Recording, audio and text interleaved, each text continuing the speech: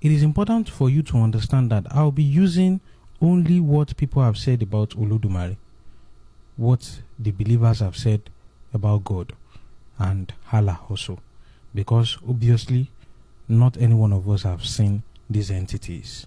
So judging from the origin of their name and the meaning of their names, you will see that they are all different.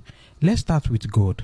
The word God is believed to have originated from Proto-Indo-European root, which probably, I hope I pronounce it right, Gutom or Gao, which means to invoke. This word first became Gudan, a Proto-Germanic word.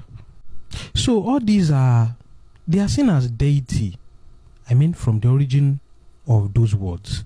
And those deities can be invoked, just as our Orishas can be invoked.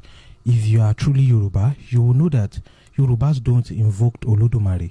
Yes, what this man is actually saying is actually the evolution of the name God in English.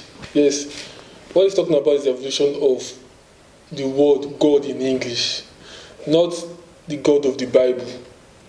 In the Bible, because of the Bible, the name of God in the Bible is called Elohim. But because of it evolved from the Germanic word, it evolved to the name God.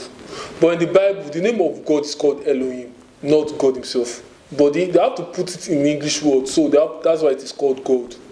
Elohim. Elohim, which means the supreme or mighty one. Yes, it's the book of Genesis chapter 1.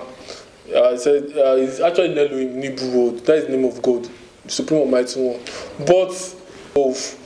So him is talking about the evolution of God name in English, not the biblical God. Yes, there are many gods on it, but God is claiming that He is the only one that is meant to be worshipped. Yes, what is the meaning of God is like what he said, like the one that should be invoked or worshipped. Yeah, the one that you can sacrifice to. That is God himself. That is God. But God is claiming that He is the only one that should be worshipped. That is the only one that should be worshipped. But the name of God in the Bible is Elohim or Yahweh. Yahweh. If you look at it, that Yahweh can't be pronounced. To be sincere, in the Bible, it can't be pronounced. But they still gave you Yahweh. What's the meaning of Yahweh? I am who I am. I am what no one can be. That is who I am. What you can never think of, that is who I am. That is the meaning of Yahweh. That is the meaning of Yahweh. God have to give Moses that name, I am who I am. When Moses asked for God's name, I am who I am.